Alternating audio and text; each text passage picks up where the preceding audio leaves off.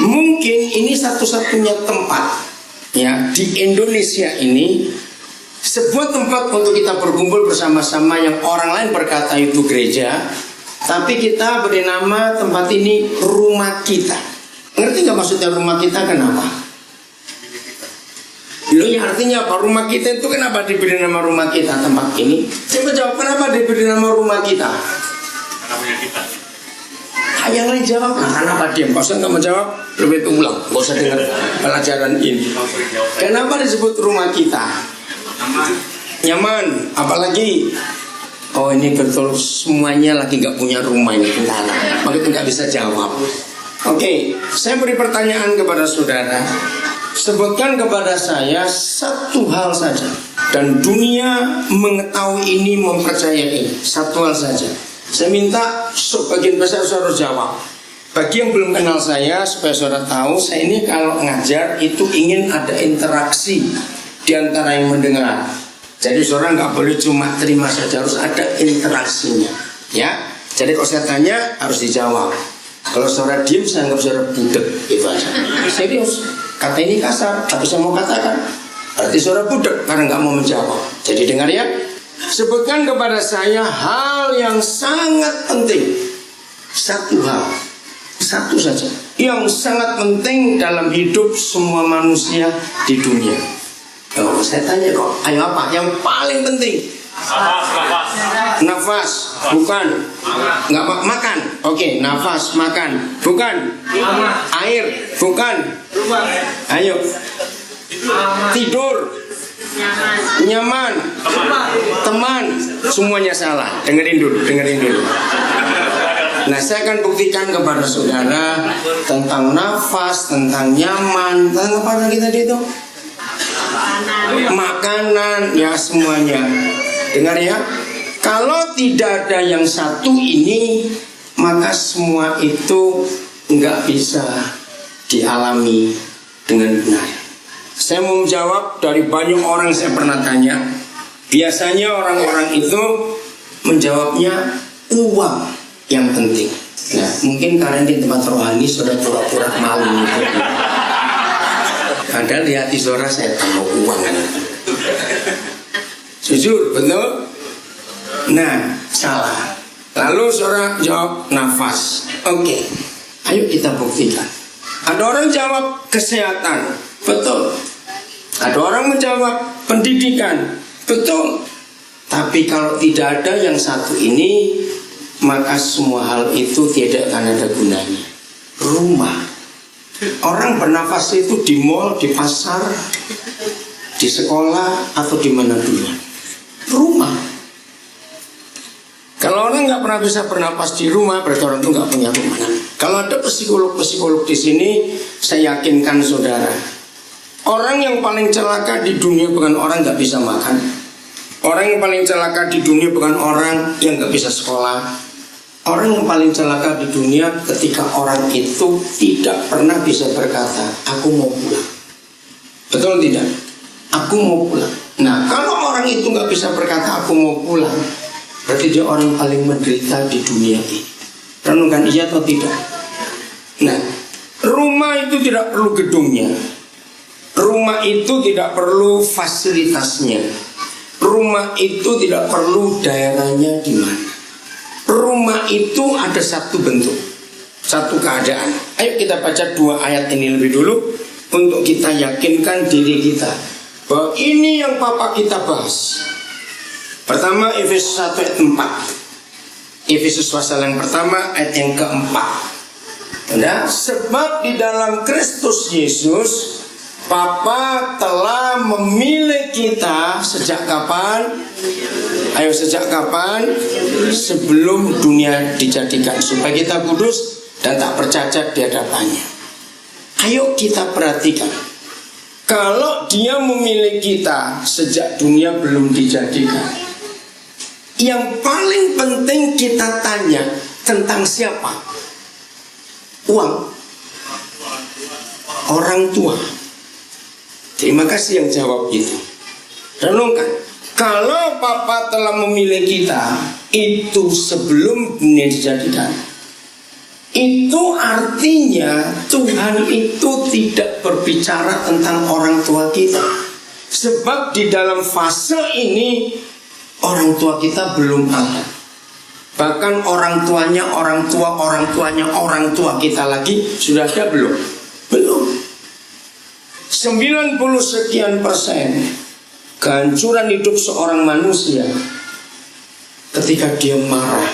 Mana orang tuaku? Kenapa aku dibuang? Betul? Renungkan ini. Kenapa ada anak-anak jalanan? Karena orang tuanya buang. Saya cuma cerita saja. Saya bersyukur awal-awal kami menikah, istri saya itu ya. Salah satu pelayanan saya yang menonjol di mata istri saya awal-awal kami menikah. Dia kaget.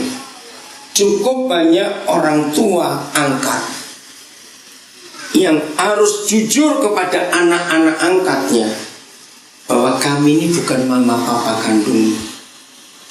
Nah, awal-awal saya menikah, saya juga lupa mempersiapkan istri saya. Kalau salah satu pelayanan Tuhan percayakan kepada saya adalah menolong banyak anak. Ketika mereka harus tahu bahwa orang tua yang dipanggil papa mama ini bukan papa mama kan. Klimaksnya saudara, suatu hari ada orang Singapura, tapi mereka orang Indonesia.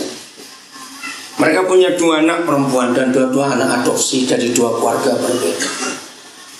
Ketika mereka sadar ini waktunya untuk memberitahu siapa kami dan siapa kamu. Ketika anak pertama cewek menjelang umur 17 tahun, adiknya umur 15 tahun, mereka betul-betul kebingungan. Nah, saya tidak tahu bagaimana cara keluarga ini sampai mencari kami. Katanya mereka coba tanya kepada banyak orang. Beberapa orang disebut larinya kepada saya. Coba Pak, cari Pak dan Alexander. Akhirnya saya dihubungi. Dan luar biasa, di antara semua kasus seperti itu, ini yang paling spektakuler buat saya. Karena anaknya besar di Singapura.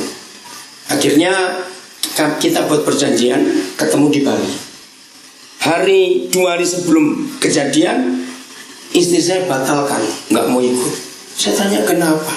Aku nggak bisa bayangkan reaksi 2 anak itu kalau sampai mereka tahu. Loh, ayolah, saya bilang gitu.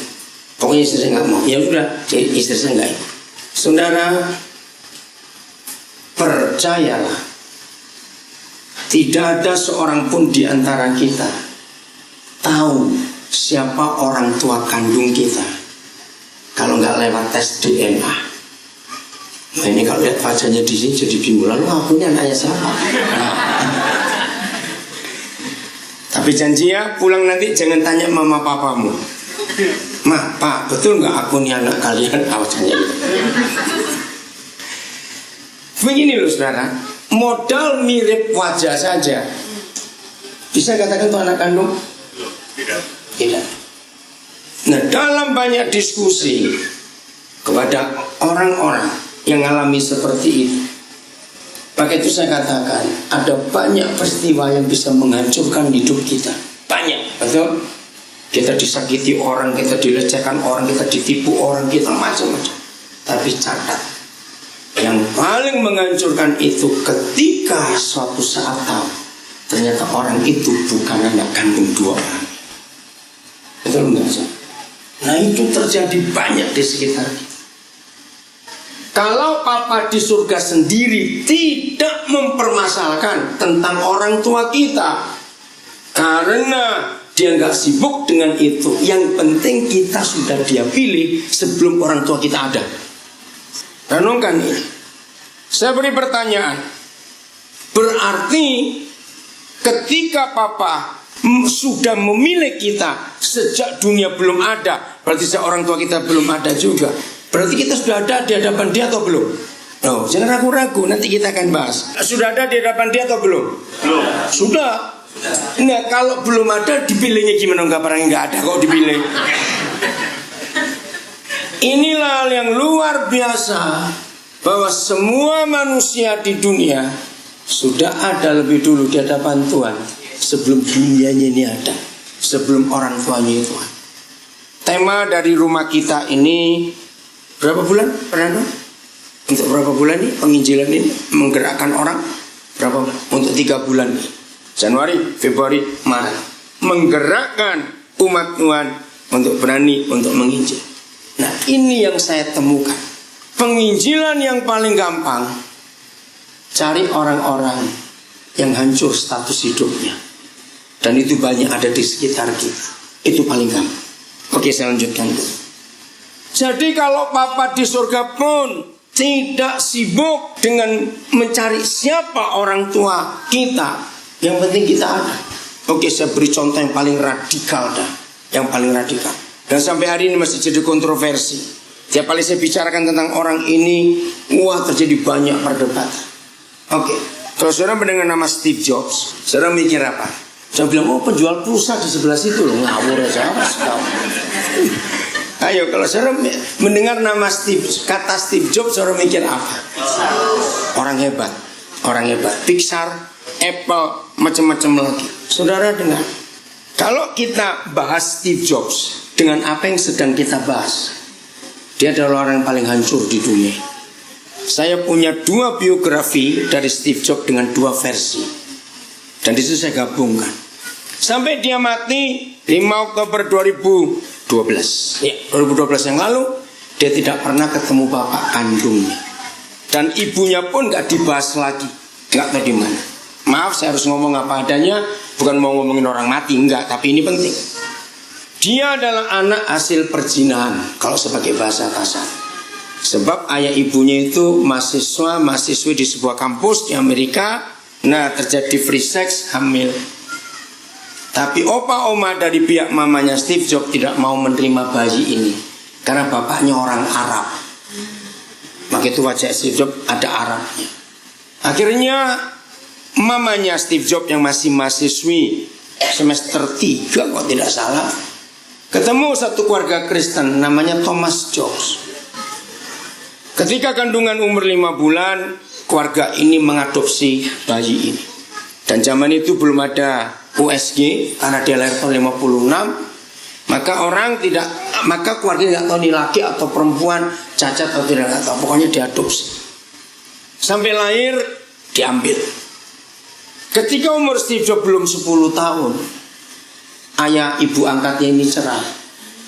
Entah alasan apa, saya tidak menemukan itu di biografi itu. Pokoknya dikatakan mereka tidak ngurus aku. Mereka lempar-lemparan tanggung jawab. Ya siapa yang mau ngangkat dia dulu? Siapa mau? Nah, entah mereka orang kaya itu tidak disebutkan. Pokoknya mereka 2 ya memang kan bukan anak kandung. Begitu cerai ya sudah urusanmu sendiri. Nah, ini kisah sedihnya. Akhirnya Steve Jobs jadi anak jalanan. Dia coba datangi beberapa gereja, ditolak karena gembel. Nah, satu-satunya yang menerima dia adalah Hari Krishna, Hindu. Maka itu sampai dia mati, dia tetap Hindu. Karena dia mendapatkan rumah itu di kelompok Hindu ini. Ditampung, diberi makan. Nggak diceritakan, disekolahkan tidak, itu nggak dibahas. Pokoknya diterima.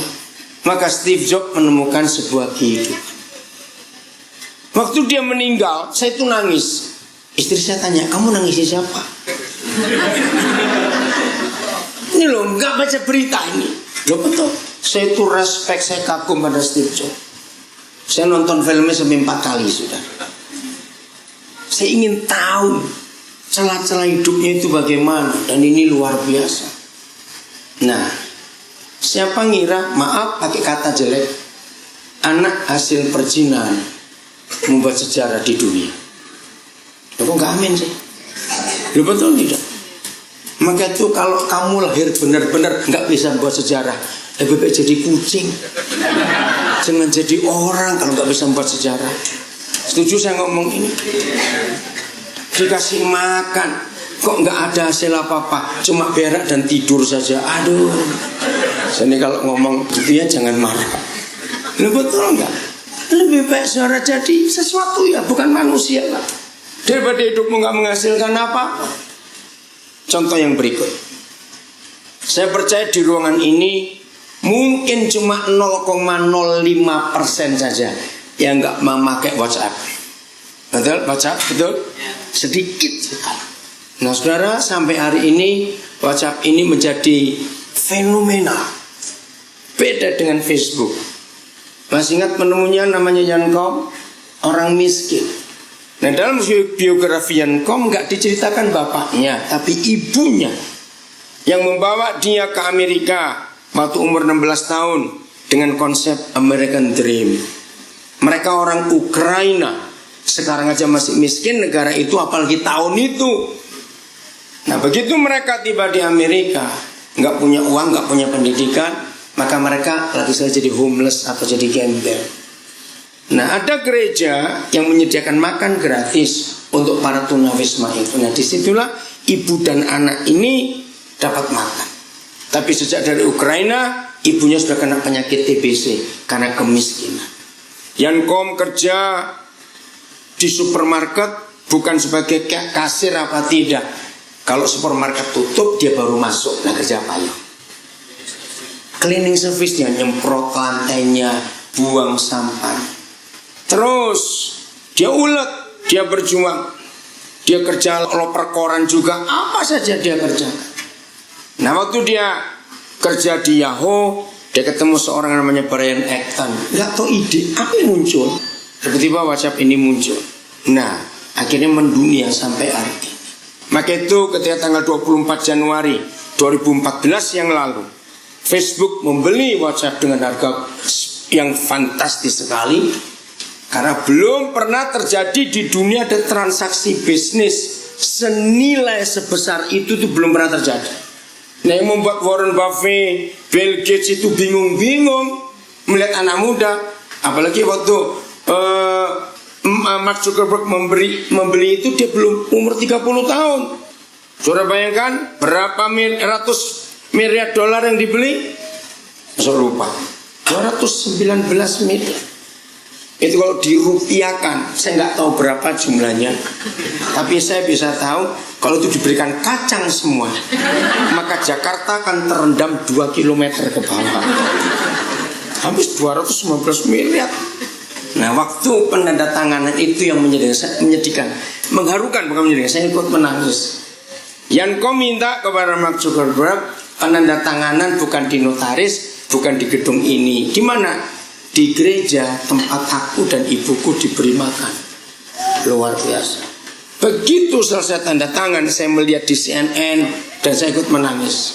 Yan Kom meletakkan tangan kanannya di dinding gereja di pintu masuk, dan dia letakkan kepalanya sambil bersandar. Dia menangis. Ibu, apa yang kau buat untuk anakmu sekarang sudah berhasil. Bisa bayangkan, ibunya sudah meninggal. Ibunya nggak sempat tahu bagaimana anak ini berhasil. Nah yang jadi pembahasan bagi Warren Buffett, bagi Bill Gates adalah waktu Mark Zuckerberg beli WhatsApp ini, perhatikan, itu nggak ada propertinya, gedung tidak ada, kantor tidak ada.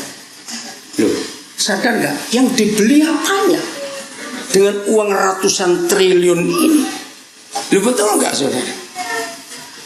Mark Zuckerberg punya visi yang hebat ke depan. Maka itu yang mata duitan, mata berlianan, mata mobilan bertobat hari ini. Melihat sesuatu jangan ada barangnya. Katakan amin. Mark Zuckerberg bisa melihat sesuatu yang gak ada barang. Itu saya kagum. Orang muda. Belum betul gak saudara? Jadi yang dibeli itu apanya? Mikir gak itu? Apa? Ide. Maka itu 3 hari setelah Mark Zuckerberg membuat geger dunia, menyerahkan 99% kekayaannya. Nah ini Amerika hebatnya, dikit-dikit konferensi pers. Ya, karena pers ingin tahu kenapa kamu berani menyerahkan 99%. Oh, waktu itu terjadi akhir November yang lalu. Saya hubungi teman-teman saya pendeta yang mata duitan, khotbahnya perpuluhan terus. Saya bilang, dengar ini cerita ini. Jangan merasa bangga kamu kalau sudah berhasil membuat jemaatmu rajin memberi perpuluhan. Itu masih kurang ajar. Karena 90% kamu makan sendiri. Kamu akan jadi pendeta berhasil kalau berani membuat orang-orang Kristen menyerahkan. Gak usah 99%, jangan. Nanti bisa perang dunia keempat di rumah itu, suami istri. Kan biasanya istri mata duitan biasanya. Jawab ya atau betul? Betul atau salah? Maaf ya, jangan maaf. Saudara, nah suatu kali waktu saya diskusi, maka teman saya dari Washington DC kontak. Kau dan bayangkan nggak apa itu? Mark Zuckerberg apa? Yahudi, pelit. Istrinya Prisky Lachan, Tionghoa, pelit. Bagaimana pelit ketemu pelit? Berani korban 99%. Saya jawab, min kali min itu plus. Luar biasa itu. Nah, saudara, oke kembali ya. Waktu pers menanyakan Mark Zuckerberg, kenapa kamu berani memberikan 99%? Nah, banyak orang yang membahas, itu kan gak dikasih semua. Sudahlah, pokoknya dikasih. Kamu berani gak kok ngomong aja? Itu yang pelit-pelit, alasannya banyak. Betul gak? Pembahasannya itu, ya, itu kan berbiasa. Itu begini, gak peduli. Pokoknya dia bersama istrinya memberi 99%. Kamu pernah memberi berapa untuk pekerjaan Tuhan? Segituan aja, yang ribut-ribut gitu. Nah, hari keempat waktu konferensi pers, ini jawaban Mark Zuckerberg yang membuat dunia geger. Saya pun kaget. Begini, pers bertanya, kenapa sih kamu berani memberikan 99% dan jumlahnya besar? Berapa 40, berapa 6 miliar dolar. Rupiah kan itu. Kalikan saja 13.000. Kurangi dikit dia 13.000. Jawabannya begini. Facebook itu bukan jeripayaku. Gak ada keringatku sedikit pun di Facebook ini. Itu cuma muncul aja di otakku ini. Maka itu karena aku tidak merasa ini jeripayaku, maka aku ingin memberi untuk orang lain. Itu jawaban kedua. Ini yang lucu dan pers tertawa. Facebook kan nggak tutup, masih ada. Jadi besok, lusa, selanjutnya saya akan tetap dapat duit lagi. Wih, optimis sekali. Amin. Maka itu kalau seorang gampang cari duit pelit, matilah kamu daripada ngerepoti orang itu. Lo betul tidak? Untuk apa kita nimbun harta tapi nggak pernah berguna untuk orang lain? Untuk apa? Saudara, inilah yang Tuhan mau kita kerjakan dalam hidup kita. Setuju? Nah, dari semua cerita ini, Steve Jobs, Ian Combe, Mark Zuckerberg, mereka ini pembuat sejarah. Pertanyaan saya, lah kamu buat apa? Buat apa, Pak? Salam melulu. Nah, Bapak ini lucu juga. Bapak itu jawab salam melulu. Oke, mumpung kita masih dalam suasana tahun baru, amin. Amin. Kalau tahun-tahun hidup kita lewati tidak menghasilkan apa-apa, hari ini ambil keputusan. Betul, hari ini ambil keputusan. Menurut saudara, modal terbesar seorang manusia itu apa? Modal terbesar. Keberanian, ide, waktu, bukan. Apa? Kepercayaan, bukan. Sudah kelamaan. Hidupmu sendiri ini lo modalnya. Kok susah bener. Lo betul tidak? Selama saudara melihat di luar kita yang disebut modal, maka sampai kapanpun juga orang itu tidak pernah tahu betapa hebatnya hidupnya itu tadi. Amin. Jadi modal terbesar dalam hidup manusia adalah apa? Diri sendiri. Nah, untuk masuk dalam penginjilan, saya akan belok sedikit sebelum kembali kepada orang tua tadi. Ya, Efesus 4. Kita lihat Matius 13 ayat 44. Jadi jangan nyesal, jangan marah, jangan merusak hidup, jangan menghancurkan hidup. Kalau ada di antara kita yang gak jelas siapa orang tua kita, maaf yang sudah jadi orang tua, gak penting. Enggak, amin. Gak penting. Maka itu saya berkata, ya maaf ya untuk kemuliaan Tuhan. Dari sekian ratus orang yang Tuhan percayakan jadi anak-anak secara rohani buat kami berdua, ada beberapa yang nipu, yang bohongin, yang nyakiti. Saya itu gak pernah nyesal. Sebab saya belajar firman ini. Ternyata buat Tuhan orang tua itu nggak penting. Ngerti maksud ini? Ada beberapa yang sudah berhasil, lupa. Oh terima kasih. Ya terus itu. Jadi nggak apa-apa. Ingat ya. Sudah mana ayatnya? Matius 13 ayat 44. Lalu udah. Hal kerajaan surga itu. Oke, dengar ya. Dalam kitab penginjilan, kita kan tujuan akhirnya bawa orang kemana? Tujuan akhirnya bawa orang kemana? Ke surga bukan?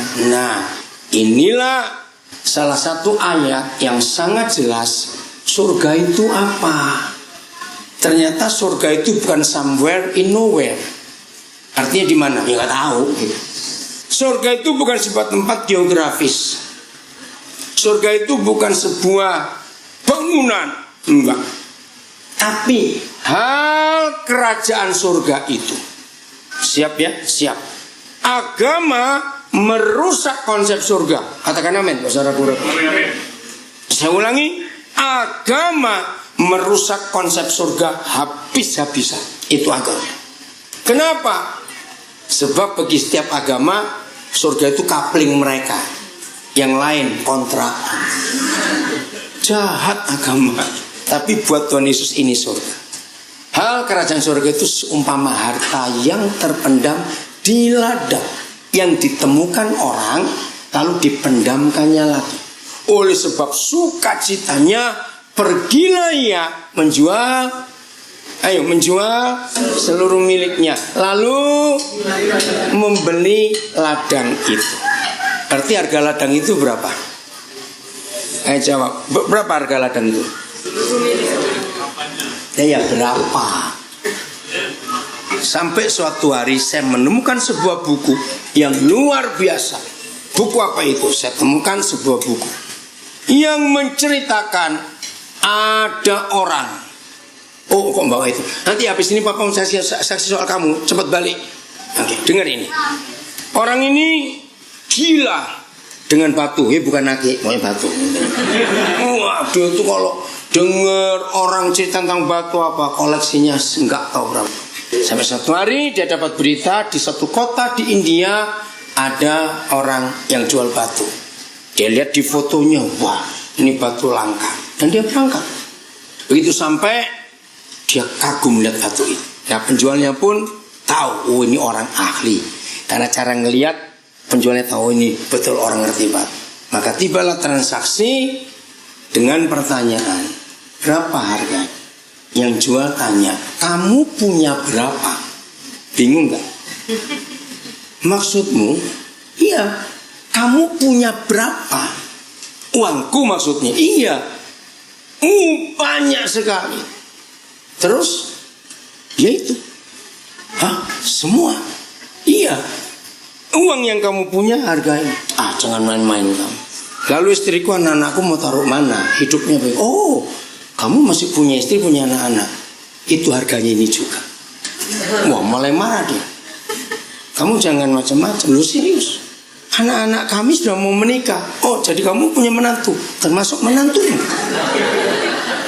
Saudara, pokoknya orang yang gila batu ini terus mengejar berapa. Makin dia kejar, si penjual ngejar juga.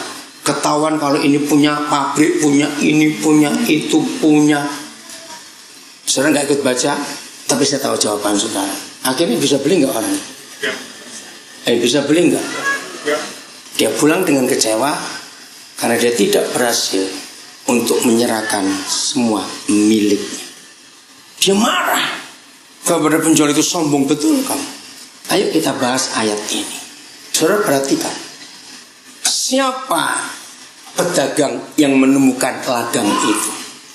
Jawabannya jelas Tuhan Yesus. Oke? Siapa ladang itu? Kalau bicara ladang itu bicara bangunan atau bicara sebidang tanah? Ayo coba bilang apa kalau bicara ladang? Sebidang tanah. Kalau tadi saya mendahului dengan pertanyaan, apa sih modal yang paling besar dalam hidup kita? Jawabannya adalah, nah, coba tanya, hidup ini numpang di mana? Tubuh. Loh, betul enggak? Hidup ini diam numpang di tubuh. Nah, tubuh kita itu dibuat dari apa? Jangan bilang dari ubi, awas. Ayo, dibuat dari apa? Nah, tahun 73 saya mendapat pewahyuan ayat ini. Jadi Tuhan Yesus berkata, hal kerajaan surga itu seumpama harta yang terpendam di ladang. Jadi siapa ladang tadi? Tubuh kita. Tubuh kita, hidup kita. Dan ternyata di setiap ladang, berarti di setiap apa? Tubuh kita. Setiap kehidupan itu ada harta yang luar biasa. Ingat ini baik-baik. Harta bukan nyawa. Salah kalau nyawa. Saya langsung aja. Harta itu adalah skill atau keahlian. Saudara percaya tidak? Dengan ayat ini saya itu sangat percaya bahwa tidak ada seorang pun manusia yang dilahirkan ke dunia bagaimanapun kondisinya, lengkap, utuh, cacat, bengkok, maaf, termasuk yang disebut idiot sekalipun, yang tidak ada harta terpendamnya di ladang ini. Katakan amin. Jadi menurut firman ini, pokoknya ada ladang, itulah manusia, maka di dalamnya ada harta yang luar biasa. Ketika Tuhan Yesus menemukan ladang itu, dia pulang. Karena dia suka cita. Dan dia jual seluruh miliknya untuk mendapatkan ladang itu. Nah, inilah konsep penginjilan yang sangat indah dalam seluruh kebenaran ini. Bukan membawa orang jadi anggota suatu gereja atau suatu agama, tidak. Untuk memunculkan harta yang terpendam itu. Ada seorang penulis, dia pernah berkata begini, kalau Anda ingin melihat kekayaan, Anda ingin melihat kepandaian, Anda ingin melihat kehebatan, jangan ke istana raja-raja, jangan ke kampus-kampus yang terkenal dunia, jangan ke bank, tapi pergilah ke kuburan. Di kuburan itu baca umur yang meninggal. Nah, disitulah dikuburkan semua kekayaan itu. Jawab ya atau tidak? Ya. Kepandaian, ide, intelektual, macam-macam ikut terkubur. Maka itu jangan mati dulu, saudara. Walaupun kau diputus pacar sampai 16 kali, misalnya, jangan pengen mati, sebab di dalam dirimu ada harta yang luar biasa. Amin. Nah, harta itu dikeluarkan. Harus ada orang yang berani beli ladang itu. Inilah penginjilan. Catat hal nomor 1. Apa sih musuh Injil? Bukan setan. Catat, orang pelit. Catat. Saya tanya, apa musuh Injil? Coba jawab, apa musuh Injil? Orang pelit. Karena gak berani keluarkan duit untuk beli ladang itu. Maka itu kalau ngomong penginjilan harus bicara duit. Sebab kita mau beli ladang itu. Setuju? Ini yang kita harus tahu dalam hidup kita. Percaya tidak dalam hidup setiap manusia ada harta yang terpendam itu? Betul? Percaya tidak bahwa dalam hidup setiap manusia ada skill, keahlian, intelektual, ide yang luar biasa. Dan saya putuskan dengan tegas, percayakah saudara, untuk menggali ladang itu tidak harus lewat sekolah. Loh, yang malas senang hore gitu. Betul? Loh, jawab iya atau tidak? Tidak. Siapa Bill Gates? Enggak pernah lulus S1.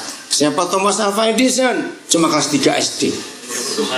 Semuanya orang-orang hebat di dunia ini ternyata bukan pendidikannya yang menjamin, tapi bagaimana cara dia menggunakan harta terpendam itu. Ini yang kita perlu cari. Nah, mulai hari ini milikilah hati ini. Kemanapun dan dimanapun saudara pergi, begitu lihat orang di kiri kanan saudara, minta Roh Kudus memimpin. Mana yang harus aku beli dulu orang-orang. Nanti ya, saya lupa bulan berapa Tapi itu tahun 2009 yang lalu. Saya lagi mau pulang ke Nabire. Istri saya sudah ke airport dulu untuk check-in. Saya harus belanja dulu ke Citraland, dekat sini. Selesai urusan saya tunggu di pintu keluar untuk dijemput. Nah, saya ini punya kebiasaan, ketemu orang mukanya lecek. Tahu ngerti istilah muka lecek? Muka sedih, muka murung, muka cemberut, muka apa saja lah. Apa yang gelisah, saya harus nyamperin, saya dekati, tidak bisa tidak. Ketika sambil nunggu itu, saya lihat ada seorang gadis muda, gelisah. Wah, pasti punya masalah. Saya lihat belum waktunya dijemput, saya dekati. Begitu saya dekati, dia takut, saudara. Mukanya, matanya. Tenang, saya pendeta, nggak usah takut. Baru dia tenang. Apa yang saya bisa bantu? Dia nangis. Saya tunggu sampai dia selesai dulu. Saya hamil, Om. Oh ya? Kamu dari mana? Dia sebut satu. Lah, kamu di sini dari mana? Sama tante. Tapi waktu tante tahu saya hamil, saya diusir. Itu saya bingung, saya nggak tahu tinggal di mana. Saudara, nengkes cerita, saya harus tolong orang ini. Saya langsung pakai handphone saya telepon ke orang tuanya. Nah ini loh, maka itu yang pelit nggak bisa jadi penginjil. Nah ini bayar telepon kan mahal. Begitu nyambung, saya bilang, saya pendeta Daniel Alexander, ini ibunya yang terima. Anak ibu yang namanya dia, oh yang mana dia? Marah dia. Wajar, ibu, saya tahu kalau saya jadi ibu pun saya akan marah. Tapi sudah terjadi. Dan saya berkata, kalau ibu tidak mau menerima anak ini sebagai cucu, saya akan terima. Pokoknya penting sekarang anak ibu selamat dulu. Jadi saya tunggu, saya urus baik-baik. Saya telepon istri saya bilang gini, dapat 2 jiwa lagi. Saya bilang, istri saya senangnya luar biasa. Saya langsung telepon, bapaknya saya ajak bicara, ini nomor telepon saya, jadi ada apa-apa kontak. Terus saya telepon tantenya, saya bilang begini, ya udah. Marah juga tante, itu anak kurang ngajar, bikin malu orang tua, macam oke, sudah lewat, sudah terjadi. Ayo kita urus ke depan. Suatu kali waktu kami balik lagi ke Jakarta, istri saya ketemu mahasiswi ini. Istri saya nasihati, ya, selalu ditanya, nanti kamu merawat enggak? Jawabannya tetap tidak. Nanti karena saya masih ingin kuliah, ya sudah, terus sampai waktunya lahir. Nah sudah ada keluarga yang mau ambil anak ini, tapi saya belum menyerahkan dulu. Istri saya punya hikmat yang luar biasa. Cobalah tunggu sebulan atau lebih, siapa tahu selama dia netai anak ini, naluri ibu itu bangkit lagi. Ternyata tetap tidak. Nah sebulan kami anggap cukup dapat ASI eksklusif. Ya udah, kami ambil anak itu, kami selamatkan. Tanggal 4 November yang lalu dia ulang tahun. Jadi keberapa itu? 2009, 2010, 5. Nah yang luar biasa. Inilah karena kasih. Yang adopsi ini guru sudah punya 2 anak laki, ini anak perempuan. Maaf. Nah mata mamanya yang kiri itu agak turun kelopatannya. Loh kok bisa anak ini matanya kiri juga turun? Itu dari mana salah? Itu luar biasa. Ngerti ya? Itulah kekuatan kasih. Oh, saya bisa cerita banyak. Bagaimana cara penginjilan paling mudah ketika ketemu orang-orang yang mukanya lecek. Itu paling gampang. Ngerti ya? Jadi siap membeli. Nah ini kalau lihat ini, jangan berkata boro-boro beli untuk makan aja susah aku ini. Ayo. Jangan ngomong seperti itu. Ada banyak cara yang Tuhan beri. Oke, Yeremia 1 ayat 5. Dengan cepat, Yeremia 1 ayat 5. Untuk meyakinkan saudara, ini bukan masalah orang tua, bukan. Lebih daripada itu. Ya. Yeremia 1 ayat 5. Sebelum aku membentuk engkau dalam rahim ibumu, aku telah mengenal engkau. Ini pertanyaan luar biasa. Begini pertanyaannya. Kalau anak itu belum ada di kandungan ibunya, berarti orang tuanya sudah menikah atau belum? Jawab, sudah menikah atau belum? Belum dibuahi kok. Belum. Ini yang buat saya kaget. Untuk meyakinkan dunia, Nggak perlu tahu siapa orang tua kandung kita. Yang penting kita sudah lahir dan ada orang yang sayang kita. Selesai. Kok nggak berani amin? Saya mau berikan bukti kepada saudara, kalau orang tua kandung itu tidak begitu penting, supaya ini nggak jadi masalah dalam hidup kita. Setiap bayi yang lahir, gitu, langsung sadar nggak? Oh, ini mamaku. Siapa jawab? Langsung sadar tidak? Enggak. Apa maksud Tuhan? Melahirkan manusia hebat, tapi tanpa kesadaran untuk melihat ibunya dulu.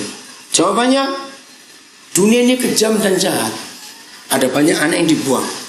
Itu nggak perlu. Maka inilah arti penginjilan yang kedua. Siapapun kita yang mendengar kebenaran ini, jadilah papa mama buat banyak anak yang terbuang di dunia ini. Amin, amin. Siap, harus. Kalau orang tuanya nggak bisa, oke, kita yang maju. Karena ini nggak penting, karena banyak yang jahat. Apalagi kalau hasil free sex, maaf, yang 80% orang tua nggak siap untuk menerima anak ini, karena memang nggak mau. Saudara, inilah yang saya katakan, jadilah rumah buat orang-orang ini. Kok yang lain nggak amin? Dengar gak saya ngomong apa? Jadilah apa? Rumah buat orang-orang itu. Begitu kalau saudara diberkati Tuhan, bisa berhasil dalam banyak hal, ingat, jadilah rumah. Amin, amin. Lalu carilah ladang-ladang. Nah, saya bersyukur orang yang beli properti itu pasti akan tanya 3 hal. Betul? 1, kira-kira menguntungkan nggak tempat itu? Betul? Yang kedua, lokasi dan bentuk tanahnya. Nggak ada orang mau beli tanah bengkok-bengkok nggak lurus semuanya gitu. Lokasinya, bentuk tanahnya. Yang ketiga, orang pasti tanya harganya. Nah, saya anjurkan kepada saudara yang mau melakukan pekerjaan Tuhan penginjilan ini, begitu menemukan ladang, jangan tanya untung atau tidak, lurus atau bengkok, jangan tanya. Enggak, amin, saya susah dulu. Betul? Apa keputusannya? Pokoknya dia ladang. Entah bengkok, entah lurus, entah naik, entah turun, entah sempit belakang, sempit depan, gak urusan. Jadi maksudnya, pokoknya dia orang. Asal dia orang. Lakukan itu asal dia orang. Kalau orang-orangan jangan. Ayo kita jujur. Nah, siapa yang menjadi penghalang? Oke, saya lanjutkan dulu Yeremia 1 ya. Fase kedua. Sebelumnya. Jadi kalau papa mama kita belum menikah, lalu kita sudah dikenal oleh Papa di surga, berarti kita sudah ada atau belum? Sudah ada atau belum? Sudah. Ingat lo konsep ini, 2 hal ini penting. 1, nggak ada orang bisa buat anak. Jawab ya atau tidak? Kalau bukan Tuhan. Nah, sampai hari ini perdebatan yang belum pernah selesai. Ya, kalau Tuhan tahu itu hasil perzinahan perkosaan, kenapa harus jadi anak?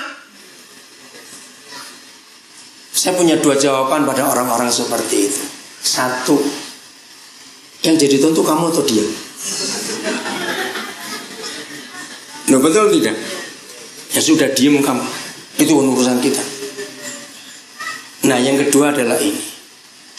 Kalau sampai anak itu sudah jadi, walaupun kan hasil perkosaan, hasil perzinahan, maaf saya berkata, kita yang harus ambil jadi orang tuanya. Oh enggak, amin? Bulan November lalu saya dapat 2 anak laki-laki semuanya. 1 dari Jambi, 1 dari daerah Jakarta. Pokoknya sepanjang tahun saya akan terus keliling cari ladang-ladang itu. Baik yang masih dalam kandungan maupun yang sudah gede, saya akan cari. Kok wajahnya nggak enak ini? Sudah mikir apa dengerin? Waktu Natal yang lalu, Saya ini tiap kali Natal saya tuh malas saudara. Terima SMS, WhatsApp semua selamat Natal. Itu bikin kotor handphone. Aduh, saya tuh gak suka saudara. Jangan tersinggung ya, saya ini ngomong apa adanya. Nah, saya tuh biasanya kalau balas cari yang berarti.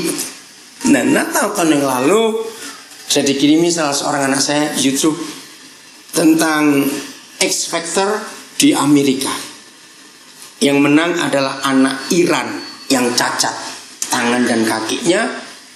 Ternyata dia diadopsi oleh seorang ibu Amerika Kristen.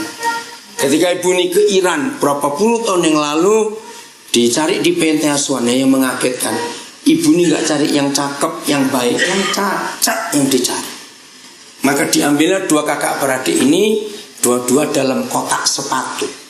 Kakaknya juga cacat, malah gak punya telapak tangan. Adiknya ini ada tangan tapi gak lengkap, jarinya kelihatan jelek, kayak kepiting gitu, kakinya bengkok. Nah, waktu di acara itu, maka ditanya oleh jurinya itu, kok kamu gak nyebut ini? Iya, karena kami gak tahu siapa orang tua kandung kami. Loh, lalu kamu gimana? Ada ibu yang mengasuh kami. Orang Amerika ini orang Iran. Oh, dia menang, suaranya bagus. Nah, yang saya suka ini dia. Dia menang nyanyi lagunya John Lennon, Imagine. Orang menangis. Nah, saya bicara kepada semua yang saya balasin dengan terpaksa itu. SMS Natal. Jadi tahun depan, tahun jangan kirim SMS Natal pada saya.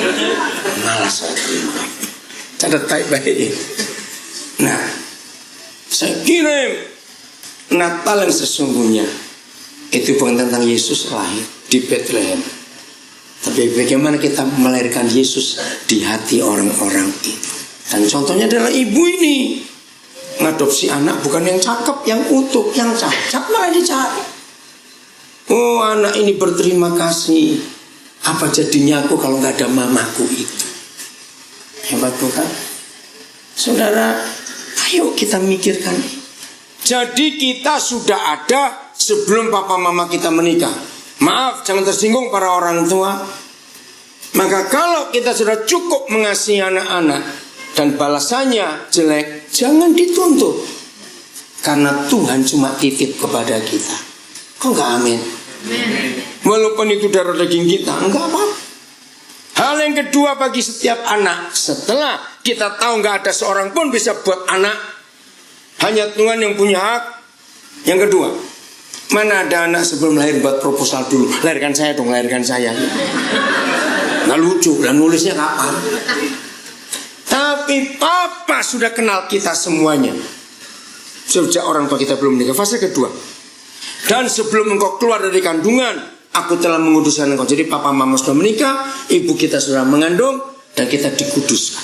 Apa kata dikuduskan? Dipisahkan, dipilih. Yang ketiga, aku telah menetapkan destiny, SK.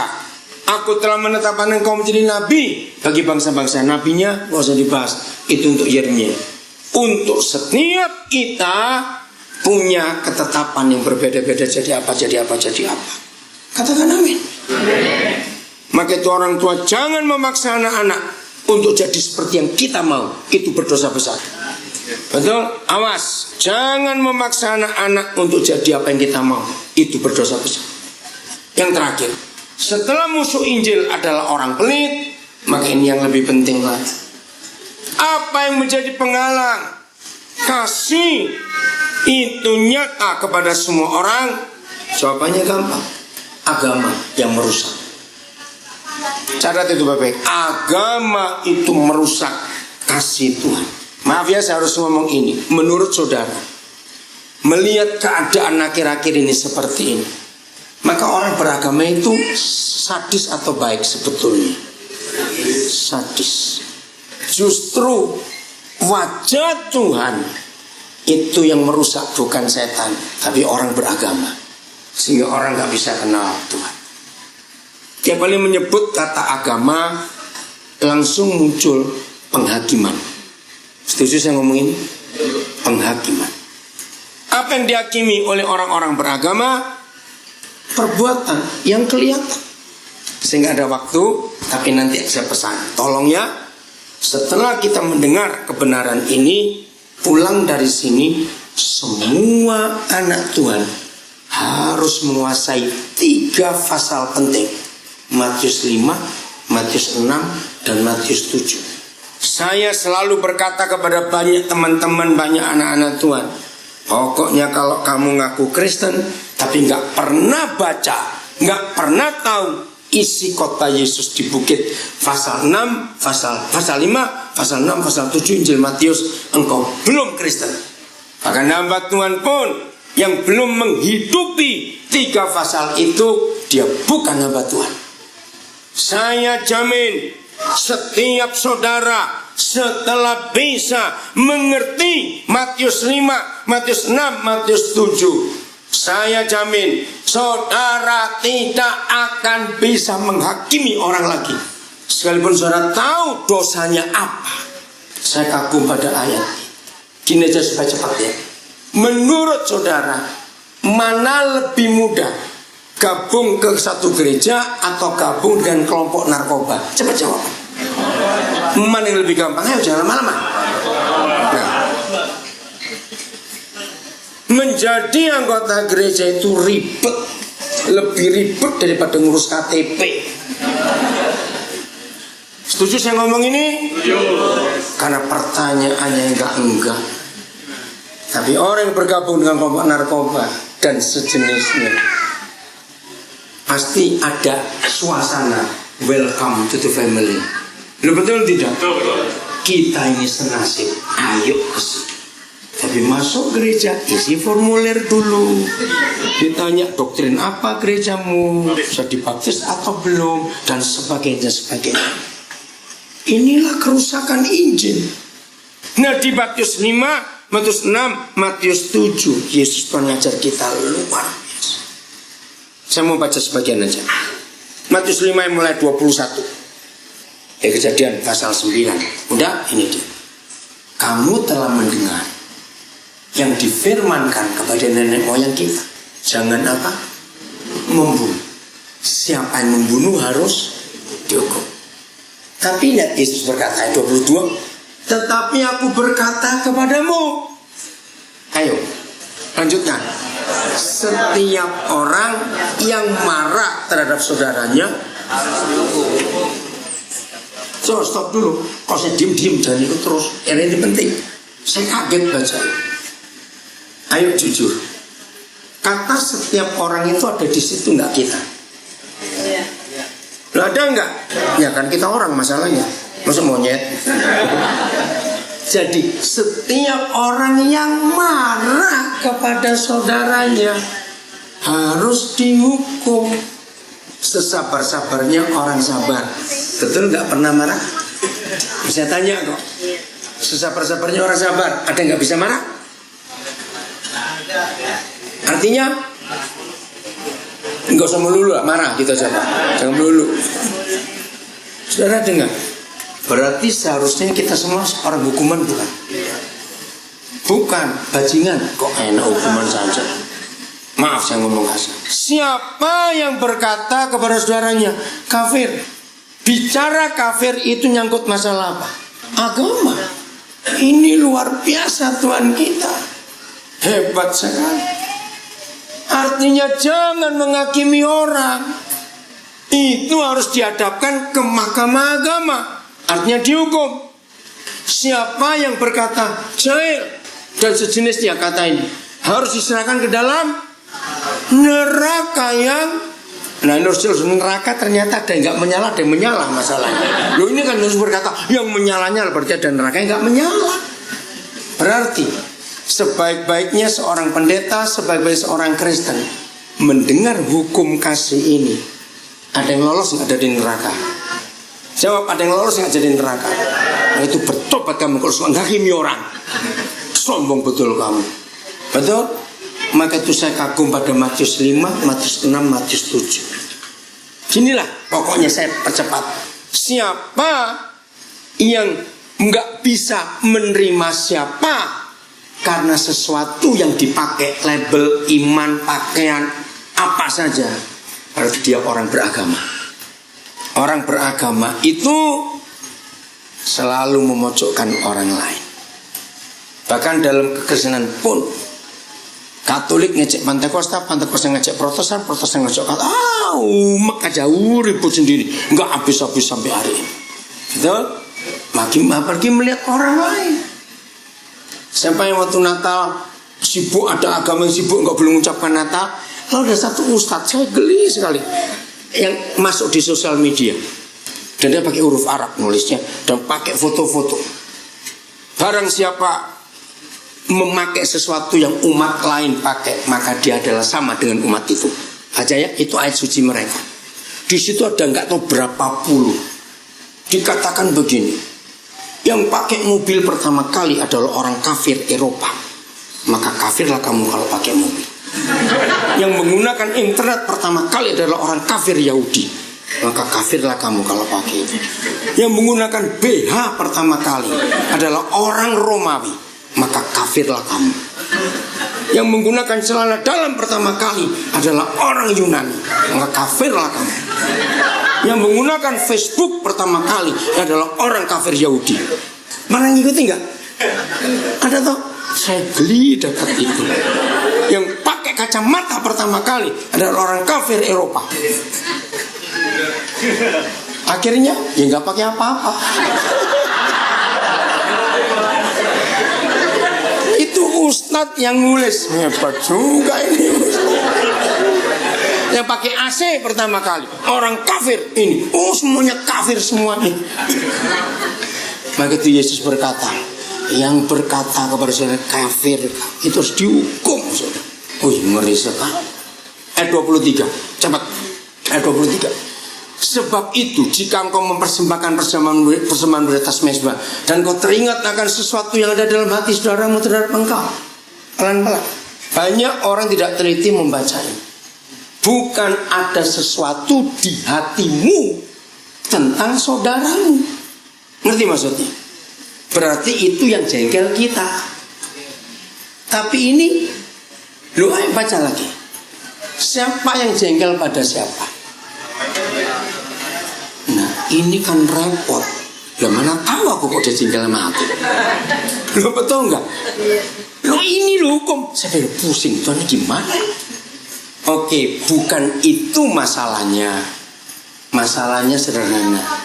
Jangan nyakiti orang lain, sehingga orang itu di hatinya nggak ada apa-apa dengan kita. Nah, kalau hukum ini kita pakai, pasti sudah nggak bisa tidur, nggak bisa makan, ngurusin orang terus. Dia dapat dengan aku ya, kamu dapat dengan aku. Lu betul nggak? Kapan tenangnya? Maka itu dibalik, jangan suka nyalain orang. Ngamen sih, susah bener. Ini hobinya nyalain orang terus ini, bro.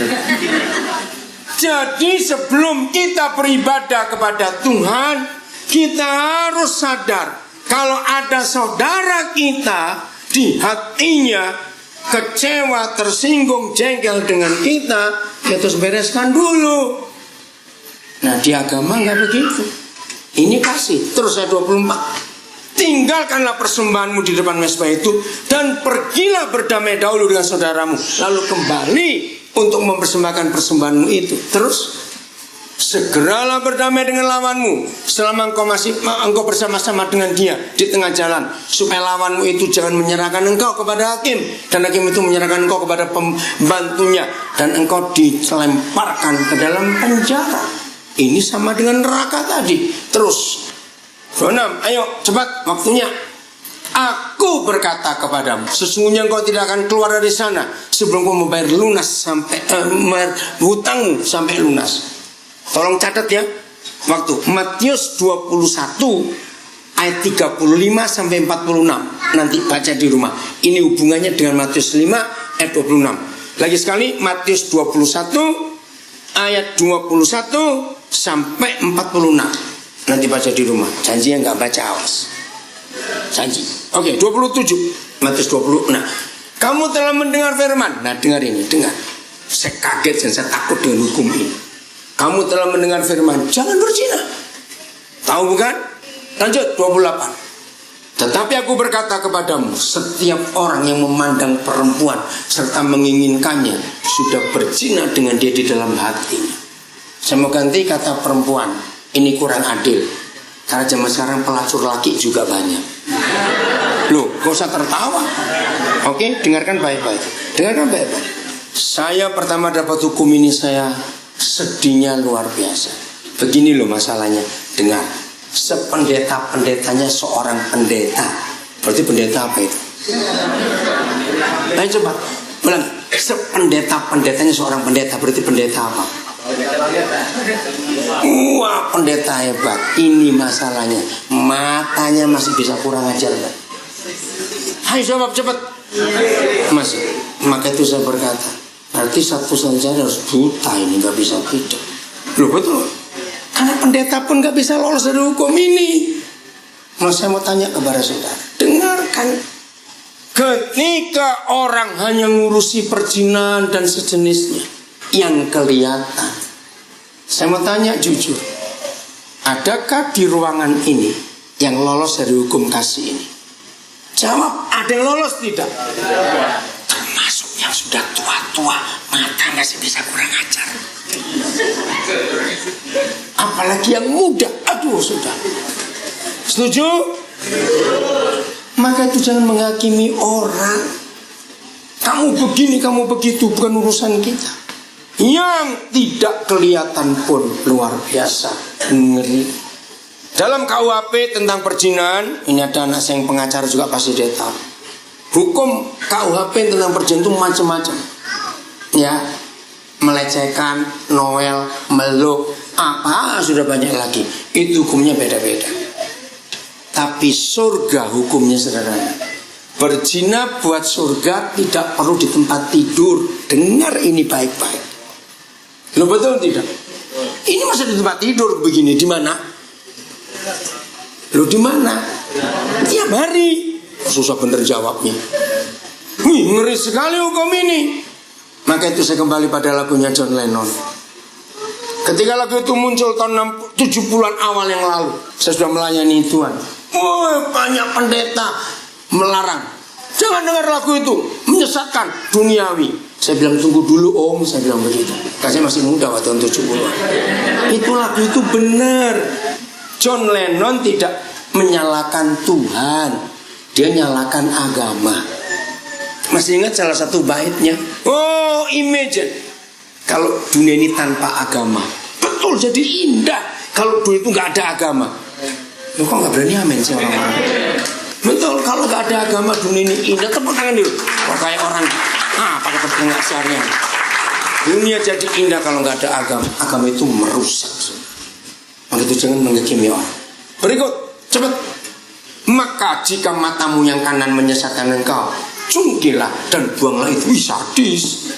Karena lebih baik bagimu jika satu dari anggota tubuhmu binasa daripada tubuhmu dengan utuh dicampakkan ke dalam neraka. Lama saya mempelajari firman. Terus ayat 30. Dan jika tanganmu yang kanan menyesatkan engkau, penggalah dan buanglah itu. Karena lebih baik bagimu jika satu dari anggota tubuhmu binasa daripada tubuhmu dengan utuh masuk neraka. Saya akan tambahkan surat ini, firman ini. Buka Roma 6 ayat 13. Ya, sekarang saya akan akhiri. Kenapa saya harus bahas ini untuk penginjilan? Ketika kita melihat, maaf saya berkata, ada dalam tanda kutip dosa yang dibuat oleh orang itu, entah apapun bentuk dosa itu. Ingat, selama Tuhan Yesus hidup, dengar pertanyaan saya.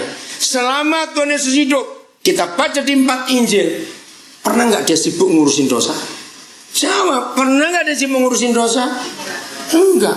Beda, dia ngurus orang berdosa, bukan dosa yang diurus. Ini yang kita harus tahu dalam hidup kita. Dalam penginjilan, kita gak boleh ngurusin dosa itu. Nanti dulu, orangnya urus dulu. Dan ini saya temukan Roma 6 ayat 13. Dan janganlah kamu menyerahkan anggota tubuhmu kepada dosa untuk dipakai sebagai senjata kelaliman, tapi serahkanlah dirimu kepada Tuhan sebagai orang-orang yang dahulu mati tetapi yang sekarang hidup. Dan serahkanlah anggota-anggota tubuhmu kepada Tuhan untuk menjadi senjata-senjata kebenaran. Jadi begini kalau ngurus dosa itu, saudara. Ternyata bagi Bapa di surga, dosa itu ada di seluruh tubuh kita. Maka itu memberi contoh. Kalau matamu yang kanan, saya terus terang bingung, Tuhan, mata itu kan lihatnya dua-dua, masuk kanan ke kanan, kiri ke kiri. Loh, betul nggak tadi itu? Tetapi begini maksud Tuhan. Jadi kalau kamu melihat orang berdosa, jangan lihat dari kepala sampai kaki dosa semua. Jangan. Lihat perbagian tubuh. Maka itu Roma 6 ayat 13 berkata, bukan begini bunyinya, janganlah kamu menyerahkan anggota tubuhmu. Tapi, gini, janganlah kamu menyerahkan anggota tubuhmu kepada dosa untuk dipakai sebagai senjata kelaliman. Tapi apa? Anggota-anggota. Artinya begini, ada orang hatinya baik, luar biasa, matanya, kudus betul, tapi mulutnya minta ampun dosa. Maaf ya, saya beri contoh. Ada enggak? Ada orang matanya baik, mulutnya baik, hatinya baik, pikirannya baik, tangannya kurang ajar. Nah, itu cara kita belajar ayat. Jadi kalau kita melihat ada orang berdosa, jangan lihat secara keseluruhan dari hidupnya, lihat di bagian mana dosanya. Nah, di bagian itu yang kita urusi. Contoh, Yohanes pasal 4, Tuhan Yesus ketemu perempuan, padahal di pinggir sumber Yakub. Apa profesinya? Ayo, apa profesinya perempuan itu? Kok tahu? Nggak ada kata pelacur kok di sini. Ayo, kok tahu? Betul, dia pelacur. Dari mana? Panggil suamimu. Aku gak punya suami. Betul katamu. Memang kamu gak pernah punya suami, tapi 5 laki-laki pernah jadi koleksimu. Dasar yang ke-6 ini pun bukan suamimu. Berarti Tuhan Yesus tahu gak dari awal dia ini pelacur? Apa reaksinya? Pelacur, bertobat kamu. Nah, bukan begitu. Diajak ngomong baik-baik. Maka itu saya simpulkan satu kata. Penginjilan yang paling mudah, paling indah, menerima semua orang apa adanya. Amin. Tepuk tangan. Menerima semua orang apa adanya, tanpa mempersoalkan suku, latar belakang, kejahatan, perbuatan, juga tanpa mempermasalahkan baunya. Enggak, amin sih. Amin. Tanpa mempersoalkan baunya juga. Terimalah. Nah, setelah itu kita lihat satu persatu bagaimana supaya orang-orang itu betul-betul menerima kasih. Nah, untuk menerima setiap orang, ternyata itu namanya rumah. Betul ya? Namanya rumah. Nah, jadi dalam hidup kita, ketika ada orang berdosa datang kepada kita layani. Ya, kita bimbing, kita tuntun, terus kita arahkan sampai tidak bisa. Ya potong aja bagian yang berdosa itu. Kalau sampai tidak bisa. Jadi jauh lebih penting membahas tentang Tuhan yang penuh kasih daripada membahas tentang dosa orang itu. Oh, enggak, amin. Saya ulangi lagi, jauh lebih penting membahas tentang Tuhan dengan firman-Nya daripada membahas tentang dosa orang itu. Sebab begini kata Tuhan Yesus Yohanes 8, apabila kebenaran itu kamu terima, maka kebenaran itu memerdekakan kamu. Jadi dosa akan dilepaskan ketika kebenaran kita sampaikan pada orang itu. Jadi siap untuk mencari ladang-ladang itu? Amin. Siap untuk menerima semua orang itu? Amin. Harus begitu. Ini yang kita harus tahu dalam kehidupan kita. Bagaimana cara kita melayani orang-orang itu sampai mereka mengerti, mengetahui, menikmati, merasakan bahwa kasih Tuhan itu luar biasa. Siap? Hari ini mulai lihat kiri kanan kita, siapapun orangnya kita harus terima. Ayat terakhir, Roma 15 ayat 7. Roma 15 ayat 7. Sebab itu apa? Terimalah satu akan yang lain, sama seperti Kristus juga telah menerima kita untuk kemuliaan Tuhan. Orang gak akan bisa bernapas baik kalau suasana rumahnya kacau. Orang tidak bisa mengalami kenyamanan hidup kalau rumahnya kacau. Orang tidak bisa mengalami apa saja hidup set semuanya kalau suasana rumahnya tidak harmonis. Nah, untuk membuat suasana rumah harmonis cuma satu, saling menerima satu dengan yang lain. Amin. Amin. Begitu kita menerima semua kekurangan, kelemahan setiap orang itu, maka kita akan melihat surga itu turun ke bumi betul-betul. Jangan membahas apa saja tentang orang itu. Roma 14 ayat 1. Oke, saya akan cepat. Roma 14 ayat 1. Begini cara Papa ngajar kita. Ayo. Roma 14 ayat 1. Diharap supaya mulai hari ini semua kita nggak ada kesulitan untuk berani bersaksi pada orang lain. Baca sama-sama ya. 1, 2, 3.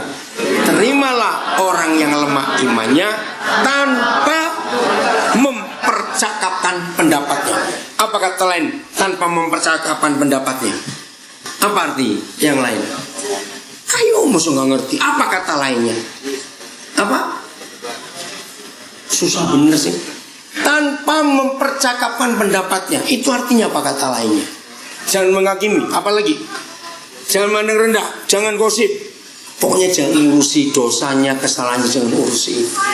Terima dulu orang itu. Galatia 6 ayat 1. Ayo cepat. Galatia 6 ayat 1. Pulang dari sini semua kita jadi orang-orang hebat. Amin. Ayo kita baca sama-sama. 1, 2, 3. Saudara-saudara, kalaupun seorang kedapatan melakukan suatu pelanggaran, maka kamu yang rohani harus memimpin orang itu ke jalan yang benar dalam roh lemah lembut, sambil menjaga dirimu sendiri supaya kamu juga jangan kena pencobaan. Ringkasnya, kalau saudara menjadi pelacur, jangan ikut pelacur juga gitu loh. Gampangannya begitu. Tapi semua orang, bagaimanapun salahnya, kita harus terima. Maka kasih Tuhan akan dinyatakan dalam dunia. Siap melakukan itu? Oke. Kalimat yang terakhir. Terakhir itu bukan terakhir. Kalimat ini betul-betul terakhir. Sebutkan kepada saya satu ayat saja yang menunjukkan bahwa itu isi Alkitab. Karena kalau Alkitab nggak ada ayat ini, maka kitab suci kita tidak beda dengan agama apa saja. Satu ayat, apa itu? Wih, pintar semua. Betul, Yohanes 3:16. Karena begitu besar kasih Bapa akan dunia ini, sehingga diberikannya anak yang tunggal itu dan seterusnya. Tapi masalahnya, ayat ini bermasalah besar dengan penduduk mayoritas Indonesia. Kenapa? Cepat-cepat. Mengapa Yohanes 3:16 itu bermasalah besar? Dan ini penghalang penginjilan buat Indonesia. Kenapa? Padahal itu firman. Terus gimana caranya? Ayo, kenapa bermasalah? Cepat, jangan lama-lama. Kristen orang Indonesia. Bukan. Satu jalan kesembuhan. Cepat, bukan. Di kitab suci mereka, Tuhan itu nggak punya anak. Ini masalah besar. Begitu kita nyebut ini ke mereka, Tuhanmu kawin, punya anak. Ini ditolak habis-habisan. Terus saya itu tanya, apa? Lalu kenapa ada firman ini? Bagaimana kami bisa nginjil mereka? Mereka nggak bisa terima. Ternyata Yohanes 3:16 tidak akan ada arti kalau tidak ada Lukas 15. Saya nggak baca karena waktu. Di Lukas 15 ada 3 kisah. Semuanya yang hilang. Betul? Kisah pertama tentang apa hilang? Domba hilang. Kisah kedua, uang hilang. Kisah ketiga, anak hilang. Nah, inti dari semua itu adalah acceptance, penerimaan. Ternyata nggak perlu kita bicara Yohanes 3:16, pasti ditolak. Tapi bicaralah ada Papa yang menerima kita semuanya. Bagaimanapun bejatnya, rusaknya, salahnya, kotornya hidup kita ini. Amin. Saudara, saya ini berkali-kali, hampir semua ayat yang saya ajarkan, saya alami. Itu bukan karena teologi, bukan karena buku, tapi kisah nyata. Nah, saya kembali, saya berikan kisah. Roma 15 ayat 7, saya nggak pernah bisa mengajarkan sebelum ada satu peristiwa. Akhir tahun 70-an, bersama 2 orang teman saya, kami bertiga, kunjungan ke rumah orang yang baru punya anak. Anak pertama pas saat itu umur 8 bulan. Kami lagi diskusi, cerita di ruang tamu, suami istri. Ngomong-ngomong, tiba-tiba, aduh, pokoknya saya nggak bisa mengekspresikan. Si ibu muda ini teriak, dia lompat, anakku, anakku. Ayo, kalau saudara jadi tamunya ikut panik kan? Suaminya menenangkan, enggak, Aneh, ini sudah 30 menit lebih, harusnya sudah bangun, kok nggak ada suara. Biasanya anak itu nangis. Oh ya sudah kalau gitu. Jadi kami berempat masih di ruang tamu. Si ibu masuk ke kamar. Begitu masuk kamar, dia teriak histeris, saudara. Logikanya apa? Bu, ya anak ini kena apa-apa ini? Enggak dikomando. Kami berempat berdiri masuk ke kamar itu. Begitu saya masuk ke kamar itu, ada adegan yang luar biasa. Nggak tahu anak ini kenapa, dia tertawa-tertawa. Ternyata dia lagi bekol. Kebetulan banyak. Namanya anak kecil dibuat main. Itu sekitar tempat dia tidur penuh dengan kotoran mukanya, kepalanya. Aduh, saya tuh mikir, ini pasti sudah kemakan juga. Nah, terus tangannya banyak. Saya nggak tahu mamanya mikir apa, saya nggak berani ngomong. Oke, pokoknya saya mikir. Nah, ini yang buat saya menangis langsung. Roma 15:7 muncul. Saya tanya, walaupun suara tidak ada di situ waktu itu, pasti nggak ada. Bagaimana cara mamanya angkat anak ini? Apakah kayak induk kucing angkat anaknya? Karena kotor tadi. Coba jawab, bagaimana cara mama ini ngangkat anak itu? Itu yang saya nangis. Penuh dengan kotoran. Dia peluk, saudara. Dibawa ke kamar mandi. Nggak mungkin mama ini tarik ke rambutnya terus diocok-ocok di bak mandi gitu. Aduh, kamu ini kotor betul, kamu. Maaf. Betul? Kira-kira kalau babysitternya gimana? Ini. Tapi nggak ada waktu itu. Cuma saya membayangkan. Kalau babysitternya bagaimana? Iya, nggak akan dipeluk karena dia digaji. Dari peristiwa itu saya melihat Papa engkau luar biasa. Saudara percaya tidak, waktu Yesus menerima kita pertama kali, keadaan kita jauh lebih kotor dari bayi itu. Jawab ya atau tidak? Ya. Jauh lebih kotor keadaan kita, tapi dia terima kita. Jadi mulai hari ini jadilah saksi Yesus. Amin. Beritakan kasih ini kepada dunia. Selamatkan sebanyak-banyaknya orang. Sampai ada Injil Lukas 14 ayat 22, supaya rumahku penuh. Rumahku, kata Tuhan. Amin. Tuhan memberkati kita semuanya. Dan jadilah pelaku firman.